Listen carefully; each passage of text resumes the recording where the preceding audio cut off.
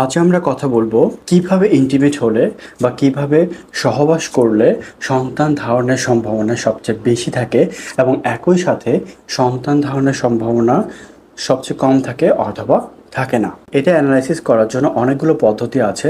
এই পদ্ধতিগুলোর মধ্যে যে কোনো তিনটি পদ্ধতি যদি আপনি অ্যানালাইসিস করতে পারেন, যে তিনটা বা দুইটা বা তিনটা আপনার সাথে ম্যাচ করতেছে, সেগুলো অ্যানালাইসিস করলেই আপনি নিজেই বুঝতে পারবেন যে কখন আপনার কি করতে হবে। এক নম্বর যেটা পদ্ধতি, যেটা সবাই এই বিষয় নিয়ে আলোচনা করে বা এটা নিয়ে অ্যানালাইসিস করে সাধারণত, সেটা হলো মাসিক ক্যালেন্ডার। এই পদ্ধতিটা তখনই ভালো কাজ করে যাদের মাসিক প্রতি মাসে নিয়মিত হয়, 26 থেকে 32 দিনের মতো সার্কেলটা থাকে এবং নিয়মিত হয়।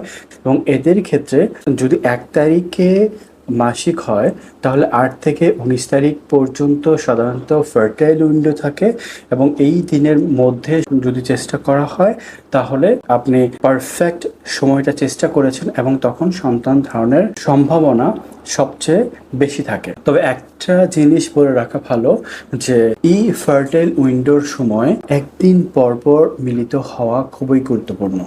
একদিন পরপর মিলিত হওয়ার কারণ হলো যে পুরুষের শুক্রাণু মেয়েদের শরীরে 3 দিন পর্যন্ত বেঁচে থাকে এবং এইটা ক্ষেত্র বিশেষে 5 থেকে 7 দিন পর্যন্ত বাঁচতে পারে।